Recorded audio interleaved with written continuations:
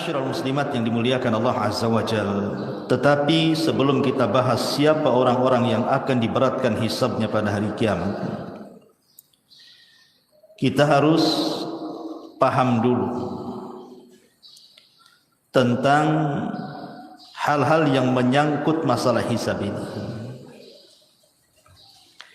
Kenapa sampai ditegakkan hisab? Apa saja perkara-perkara yang menyangkut dengan hisab? Siapa orang-orang yang pertama dihisab?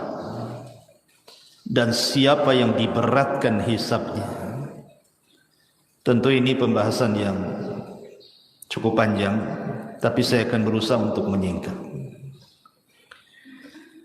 Ma'asyiral muslimat yang dimuliakan Allah Azza wa Jalla, yang pertama yang perlu dipahami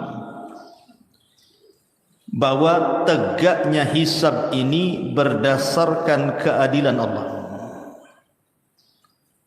Ingat, tegaknya hisab ini berdasarkan keadilan Allah, bukan kezaliman. Karena Allah suka keadilan dan tidak suka kezaliman. Maka siapapun ketika di dunia menghabiskan waktu-waktunya untuk beribadah kepada Allah Azza wa Jalla, berzikir, membaca Al-Quran, salat, zakat, sedekah, silaturahim, dan apapun sebutkan ibadahnya, maka semua ada hisabnya, ada balasannya, sehingga tidak ada yang sia-sia di dunia ini. Sekecil apapun kebaikan tidak akan sia-sia. Wa man ya'mal mithqala dzarratin khairan yarah. Lah sebagaimana orang-orang yang berlaku baik di dunia ada hisabnya, begitu juga para pelaku kezaliman, para pelaku dosa dan maksiat, semua ada hisabnya. Sekecil apapun dosa ada hisabnya. Sehingga jangan macam-macam dengan dosa, semua ada balasannya. Ketika Allah Subhanahu wa taala tidak membalas dia di dunia, ingat di sana ada balasan yang jauh lebih perit lagi. Karena Allah yang mengatakan wa man ya'mal mithqala dzarratin syarran yarah. Ini yang pertama, bahwa hisab itu didasari keadilan Allah, bukan kezaliman. Allah Maha Adil. Yang kedua, seorang hamba pada hari kiamat akan dicukupkan semua amalannya, semua balasannya, tidak ada yang dikurang sedikit pun. Di dunia kalau kita membalas kebaikan orang, terkadang balasan kebaikan kepada orang itu tidak sebagaimana kebaikan orang itu kepada kita, kan? Ada saja kurangnya. Tetapi di akhirat tidak. Kebaikan akan dibalas sesuai dengan kebaikan yang dikerjakannya, sebagaimana keburukan juga akan dibalas dengan keburukan yang dikerjakannya. Dan Allah tidak akan pernah mengurangi itu. Kemudian yang ketiga, bahwa kelak pada hari kiamat manusia tidak akan menanggung dosa orang lain. Manusia itu tidak akan menanggung dosa orang lain. Dia hanya mempertanggungjawabkan dosanya saja. Dosa orang lain ditanggung orang lain. Tidak ada urusan dengan kita. Wala taziru waziratun wizra ukhra. Dan seseorang itu akan menanggung dosanya masing-masing. Kemudian yang nomor 4 yang berkaitan dengan hisab pada hari kiamat adalah jabrun naqsi fil faraidi minan nawafil. Bahwa hal-hal yang sifatnya lalai seseorang dari melaksanakan kewajiban, umpamanya ibu sholat wajib, lalai dalam sholat wajibnya, tidak khusyuk, kurang tumak nina, dan begitu seterusnya. maka akan ditempel oleh amalan-amalan sunnah. Maka amalan-amalan sunnah itulah yang akan menempel kekurangan kewajibannya, dan itu masuk pada hisab. Seperti sholat sunnah rawatib, atau kalau dalam puasa Ramadan ada puasa di bulan Sya'ban atau puasa Syawal dan begitu seterusnya. Kemudian juga hisab juga yang nomor 6 ya. Hisab juga kelak pada hari kiamat akan diletakkan 2 timbangan. Timbangan kebaikan dan timbangan keburukan.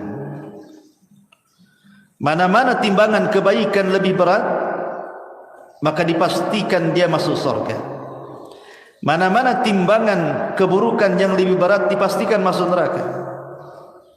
Mana-mana yang kemudian seimbang antara kebaikan dan keburukannya, maka dengan syafaat dan rahmat Allah dan atas kehendak Allah juga bisa saja Allah masukkan ke dalam surga. Kemudian yang nomor 7 juga di antara hal yang berkaitan dengan hisab pada hari kiamat, bahwa niat yang baik, ibu punya niat dan belum diamalkan kebaikan itu, maka tetap akan ada hisabnya pada hari kiamat. Sebagaimana niat jahat kemudian belum melakukannya dan ditinggalkannya, baik karena Allah, baik karena lemahnya dia melakukan atau karena tidak sukanya dia melakukan, semua ada hisabnya pada hari kiamat. Jadi niat saja ada hisab. Maka hati-hati soal niat ini, jangan sembarang niat. Kemudian juga yang nomor 7, di antaranya adalah ada seseorang yang berbuat kebaikan di dunia. Kebaikan itu kan bermacam-macam nilainya, Bu ya. Ada satu amal itu satu kebaikan. Ada satu amal itu 10 kali lipat kebaikan. Ada satu amal itu dilipat gandakan menjadi 700 kali lipat kebaikan. Ada amalan itu yang tanpa batas lipatannya. Semua akan dihisab. Semua ada balasan.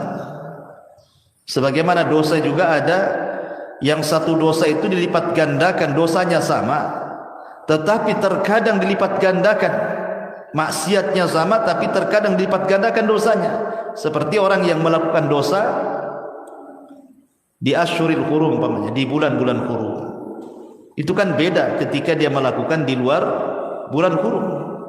Atau orang yang bermaksiat di Mekah akan berbeda dosanya kalau dia bermaksiat di luar Mekah, walaupun satu jenis dosanya, tetap ada hisab.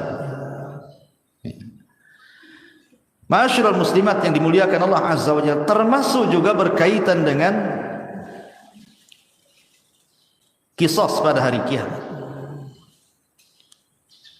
bahwa setiap kezaliman itu yang berkaitan dengan orang lain atau berkaitan kezaliman kepada binatang atau kezaliman kepada sesama manusia, semua ada hisabnya, ada qisasnya kelak pada hari kiamat. Sehingga jangan sembarang orang melakukan kezaliman. Termasuk juga bahwa amalan orang-orang kafir, mereka tidak ada timbangan, karena apa yang mau ditimbang amalannya hancur. Makanya ulama mengatakan orang yang tidak akan ditanya, tidak akan dihisab pada hari kiamat itu 2 manusia. Dia tidak akan ditanya dan tidak akan dihisab. Pertama, para nabi. Para nabi tidak akan dihisab. Mereka direct masuk surga. Yang kedua, orang-orang musyrik, orang-orang kafir. Apa yang mau dihisab?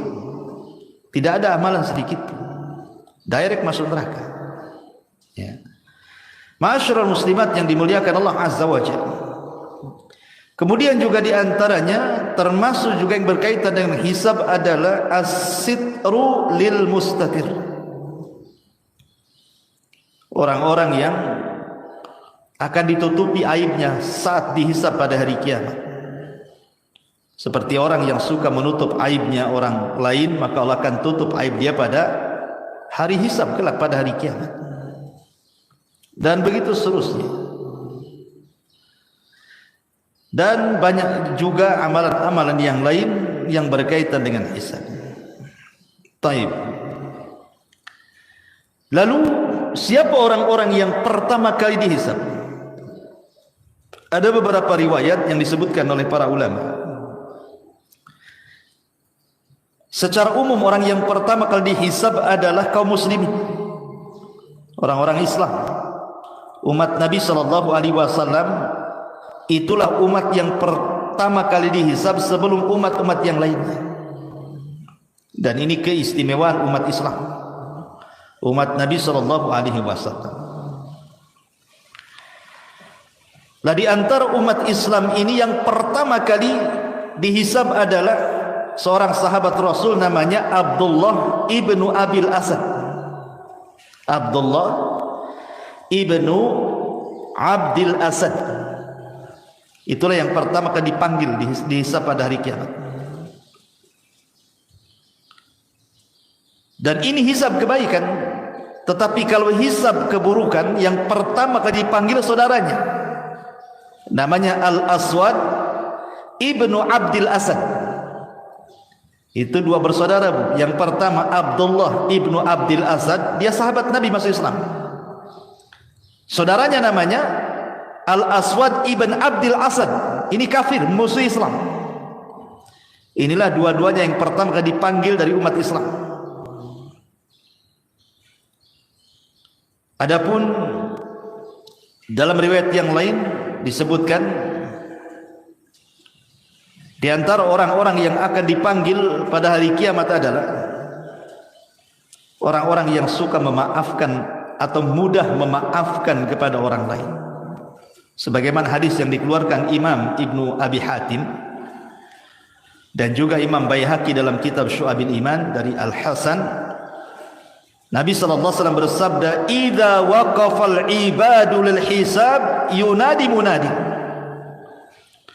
Apabila hamba-hamba Allah diberdirikan untuk dihisab, dipanggillah oleh pemanggil, liyakum man ajruhu 'ala Allahi falyudkhilil jannah.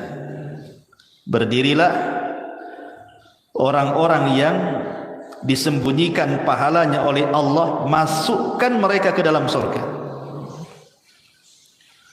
Thumma nada munadin ats-tsaniyah. Kemudian ada panggilan yang kedua, liyakum man ajruhu 'ala Allah. Maka hendaklah berdiri siapapun yang pahalanya disimpan oleh Allah. Qalu, mereka mengatakan, wa man dzalladzi ajruhu 'ala Allah? Siapa orang-orang yang disimpan pahalanya di hadapan Allah itu? Maka Rasul mengatakan, al-afuna 'anin nas. Orang-orang yang mudah memaafkan kesalahan orang. Mudah sekali. Sesakit apapun dia menyakiti ibu itu, ibu mudah memaafkan. Walaupun ini kan, karena kenapa ini yang pertama kali dihisab juga? Karena sulit memaafkan orang itu. Memaafkan orang itu, jangankan memaafkan, minta maaf, tahu-tahu salah, jelas-jelas ibu salah tuh. Kan berat tuh minta maaf, padahal jelas-jelas ibu salah. Apalagi ibu di pihak yang benar. Kemudian ibu disuruh memaafkan, kan lebih berat lagi. Makanya lihat bagaimana pahalanya luar biasa. Tergolong orang-orang yang di awal-awal dihisab pada hari kiamat, dipanggil dan dimasukkan ke dalam surga.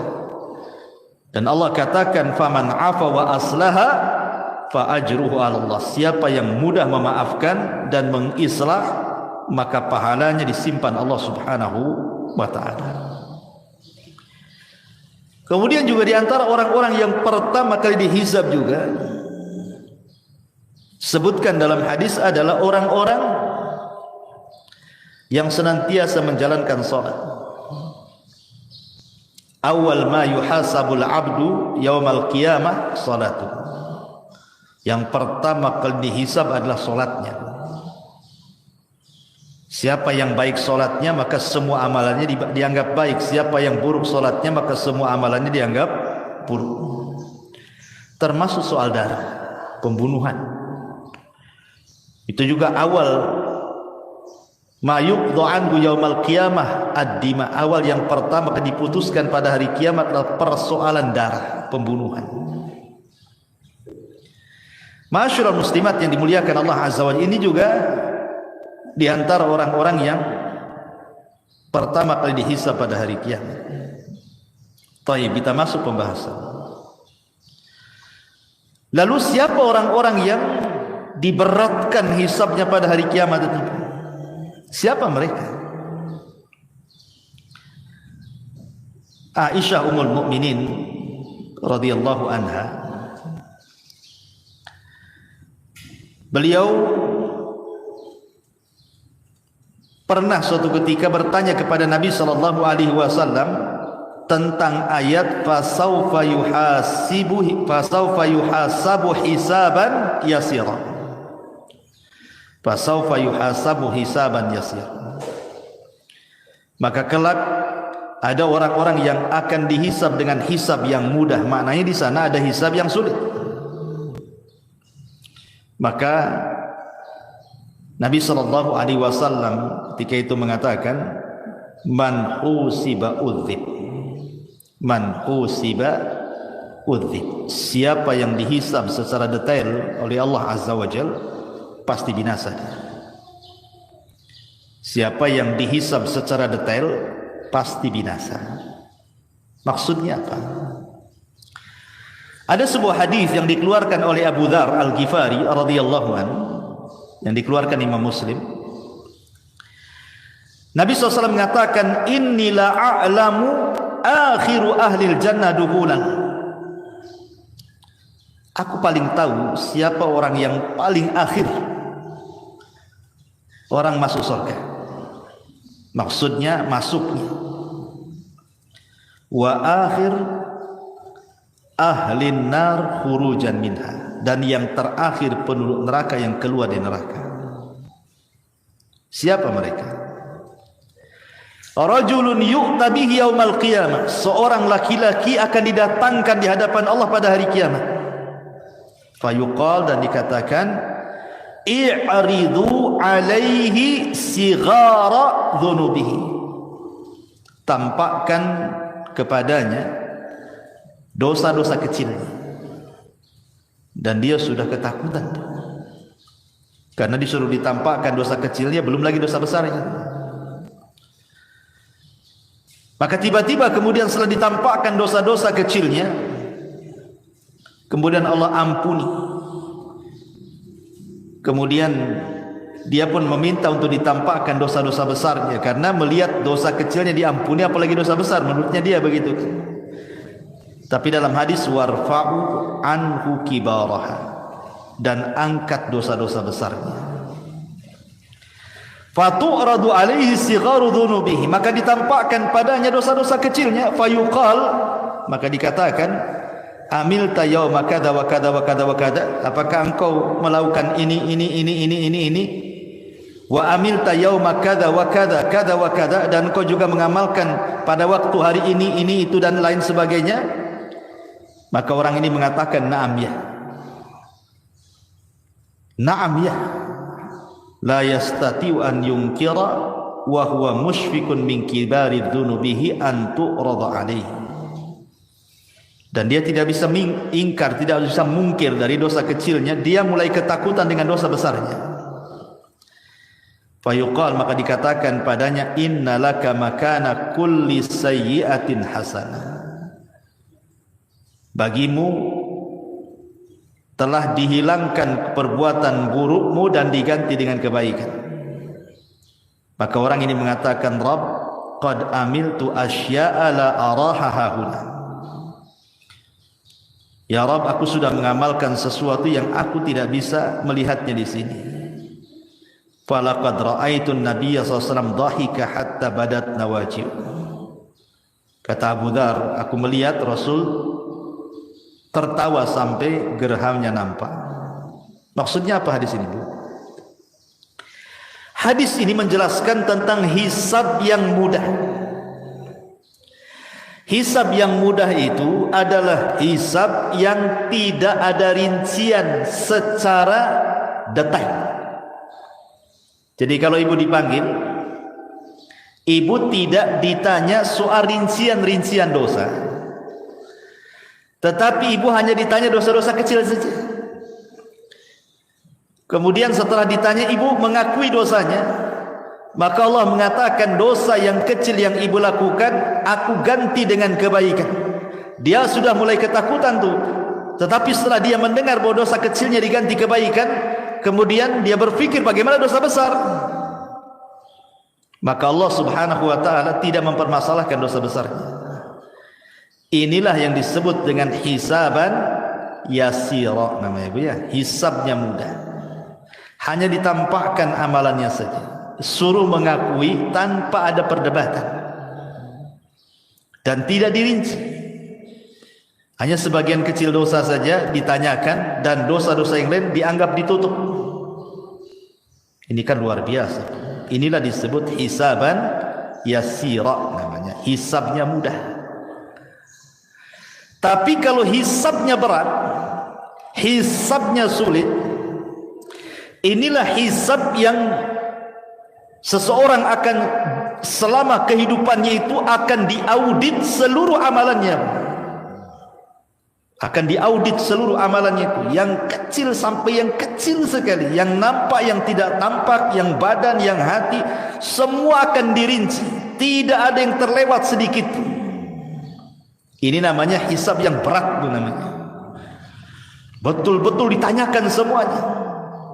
Tidak ada yang kecil, tidak ada yang besar, semua akan ditanyakan. Dan ini adalah hisab yang sangat berat. Hisab kalau sudah seperti ini berat sekali. Jangankan ibu ya, di akhirat, andai seseorang itu terkena kriminal lah di dunia, tangkap sama polisi, diperiksa sama polisi. Kadang-kadang polisi ini nanya dari pagi sampai malam tuh. Ada yang 100 soalan, ada yang 200 soalan, sampai ngaku bu. Sampai panas keringat dingin tuh. Dan kita tahu polisi punya trik tuh, supaya dia ngaku tuh. Itu di dunia, keringat dingin dibuatnya kita. Jadi apalagi hisabnya Allah. Hisabnya Allah bukan kayak polisi. Hisabnya Allah itu sangat detail. Kita di hadapan orang bisa berbohong, bisa berdusta gitu ya. Pura-pura jadi psikopat gitu ya. Pura-pura gila depan orang. Depan Allah tak bisa main pura-pura gila. Semua akan ditanya sedetail-detailnya. Ini yang bahaya. Kalau tidak ada yang tersisa dari yang besar sampai yang kecil, yang tampak atau yang tersembunyi dalam hati, semua disingkap oleh Allah. Inilah yang disebut dengan hisaban asira. Hisab yang sangat berat, melelahkan, sangat sulit. Yang terkadang terjadi munaqashah di sini, terjadi perdebatan antara orang yang dihisab dengan Allah Subhanahu wa taala yang menghisabnya. Terkadang dia mengingkari, tapi pada hari kiamat tidak bisa orang mengingkari apa yang sudah dilakukannya. Kenapa? Karena lisan dikunci, tangan pula yang bicara, kaki pula yang jadi saksi. Yauma nakhtimu ala afwahihim wa tukallimuna aydihim wa tashhadu arjuluhum bima kanu ya'malun. Kunci, lisan terkunci, tangan bicara, kaki pula jadi saksi. Bukan hanya tangan bicara, kulit bicara. Siapa manusia yang badannya tidak ada kulitnya? Enggak ada kecuali kulit ini. Semua manusia itu dari ujung kepala sampai kaki ada kulitnya. Artinya bahwa tidak ada satupun tempat di badan kecuali kulit tahu perbuatan yang dilakukannya. Ketika kulit ini menjadi saksi di hadapan Allah Azza wa Jalla, badan protes kepada kulit, lima syahidtum alaina. Hei kulit, kenapa engkau bersaksi untuk badanmu sendiri? Kulit mengatakan, antaqana Allah. Allah yang buat aku bicara, katanya. Semana pula Allah yang buat aku bicara. Lihat, tidak ada sekecil apapun kecuali akan dihisab. Ini berat sekali, melelahkan. Ma'asyiral muslimat yang dimuliakan Allah Azza wa Jalla. Lalu apa saja yang berhubungan dengan hisab-hisab yang berat ini? Yang pertama, berhubungan dengan dosa yang berkaitan dengan hamba. Ini akan berat. Berat sekali hisab. Jangan pernah melakukan dosa yang ada hubungannya dengan hamba. Saya analogikan begini saja, Bu ya. Ibu punya hutang ke 100 orang. Sudah jatuh temponya, tak dibayar. Dicarilah ibu ke 100 orang itu di dunia. Kira-kira ibu mau sembunyi di mana tuh? 100 orang nyari ibu. Masing-masing orang yang ibu hutangi itu nyuruh debt collector. Preman-preman pula yang disuruh. Apa ibu nggak debar-debar tuh, Bu? Mau nyembunyi di mana? Di kolong ranjang? Nggak bisa. Terpaksa lah ibu keluar dari Batam. Itu baru dicari 100 orang tuh. Ibu sudah kebingungan tuh, mau kemana nih, mau kemana? Nggak selamat saya. Itu di dunia tuh, kalau kita berbuat dosa kepada manusia, pinjam utang 100 orang nggak dibayar, dicari oleh 100 orang, udah kebingungan. Jangan sampai di akhirat, Bu, ibu dicari oleh manusia banyak. Si Anu pernah digibahi, nyari ibu. Si Anu pernah dilecehkan kehormatannya oleh ibu, nyari juga ibu. Si Anu pernah diledeki, si Anu pernah dipukul, si Anu pernah diejek, si Anu, Masya Allah. Coba bayangkan, kalau ibu menggibah satu orang, mungkin dia aja yang nyari ibu. Tapi kalau ibu buat gibah nasional, satu Indonesia nyari ibu nanti. Ada, jangan gibah-gibah jamaah, nanti satu jamaah yang nyari. Itu baru dosa gibah, dicari orang yang digibahinya kan, Bu. Belum dosa-dosa yang terkait dengan manusia itu di luar daripada gibah. Ngambil tanah orang, itu pun akan dicari sama yang punya tanah itu pada hari kiamat. Apalagi menghina orang akan dicari juga.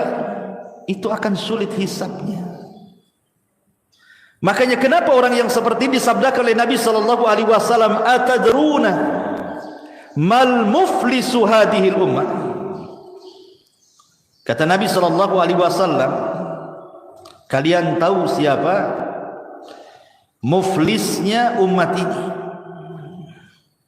Muflisnya umat ini. Maksudnya muflis di sini bangkrut, orang yang bangkrut pada hari kiamat. Sahabat polos, bukan disangkanya orang bangkrut usahanya yang bangkrut. Ya kata sahabat, ya orang muflis itu man la dirhamalahu wala mata, orang yang gulung tikar usahanya, orang yang tidak punya modal, habis semua, nggak ada barang, nggak ada uang, itulah barang bangkrut katanya. Kata Rasul bukan itu. Tapi orang yang bangkrut ini, kata Rasul, innal muflisa min ummati yaumal qiyamati man ya'ti yaumal qiyamati bi salatin wa siyamin wa zakatin wa ya'ti qad syatama hadha wa qadhafa hadha wa akala mala hadha wa safaka dama hadha wa dharaba hadha. Orang yang bangkrut pada hari kiamat itu, satu sisi dia bawa pahala salat, bawa pahala puasa, bawa pahala zakat dan pahala-pahala ibadah yang lainnya. Sisi lain dia zalim pula sama orang. Pernah mencaci si fulan, pernah menuduh si fulan, pernah makan harta si fulan, pernah membunuh darah si fulan, pernah memukul si fulan. Lihat, di sini ada 3 soalan berkaitan dengan zalim kepada orang. Dosa lisan, dosa perbuatan, dan dosa hati. Ya. Adapun dosa lisan seperti mencaci, memaki, menuduh. Ini dosa lisan, menggibah, apalagi dosa lisan banyak, mengejek, baik dengan mata, dengan isyarat, dengan lisannya gitu ya.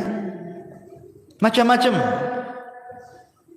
Ataupun dengan perbuatan, memukul, membunuh, ya, mengambil harta orang.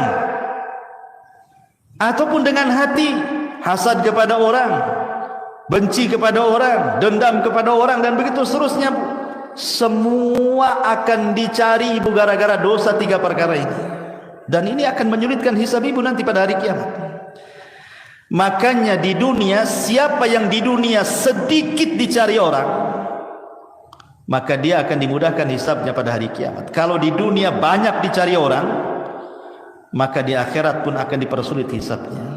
Maka persedikitlah melakukan dosa kepada manusia, supaya jangan dituntut banyak-banyak orang. Sehingga dari sini apa? Jaga lisan dan jaga perbuatan.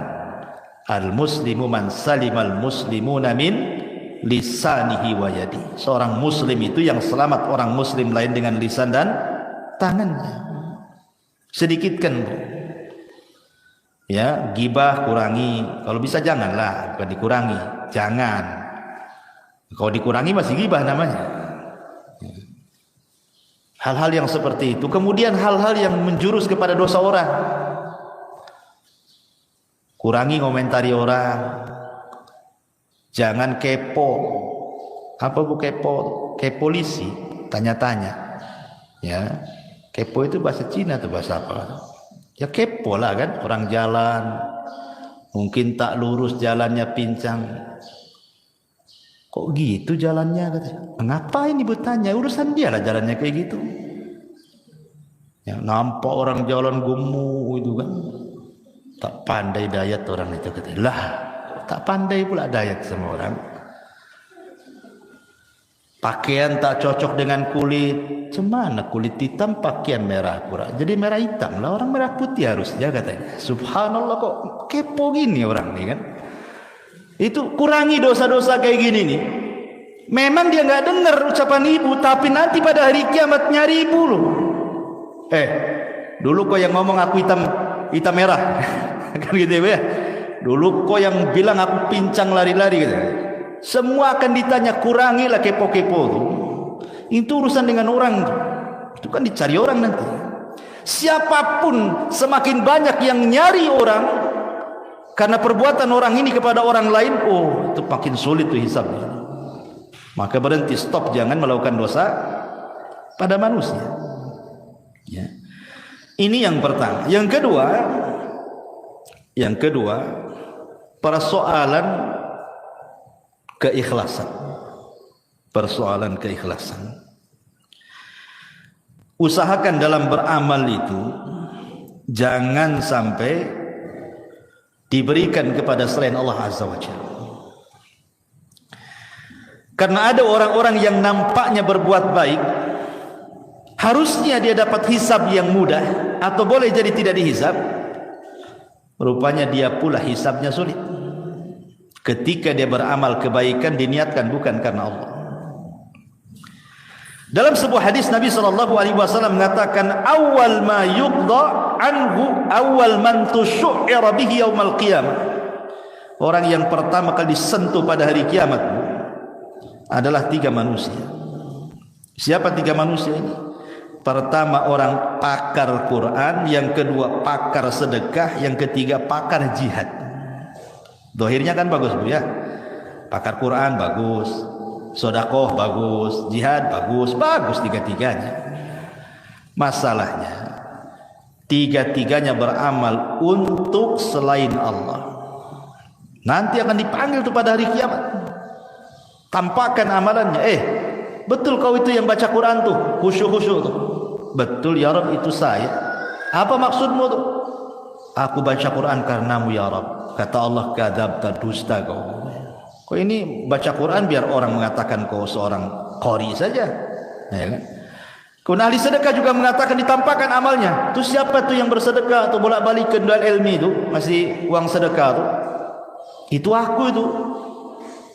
Apa yang maksudkan kau di situ? Oh iya, aku bersedekah karenamu ya Rabb. Allah mengatakan kadzabta, dusta kamu. Kau bersedekah biar disebut dermawan aja. Seorang mujahid ditampakkan amalannya. Itu siapa itu yang perang pemberani itu? Hebat kali dia perangnya, banyak dibunuhnya musuhnya. Itu aku ya Rabb, katanya. Untuk apa kau di situ? Qataltu fika ya Rabb. Aku berperang karenamu. Allah katakan kadzabta, dusta engkau. Kau ini berperang supaya orang mengatakan kau pahlawan aja tuh. Jadi lihat amal-amal seperti ini bahaya. Ini memberatkan hisab. Ya.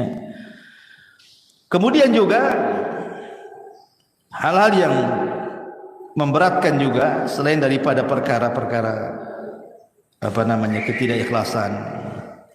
Amalan ini bukan karena Allah Subhanahu wa taala gitu. Termasuk juga Bu, ada amalan-amalan itu yang kalau bisa dihindari.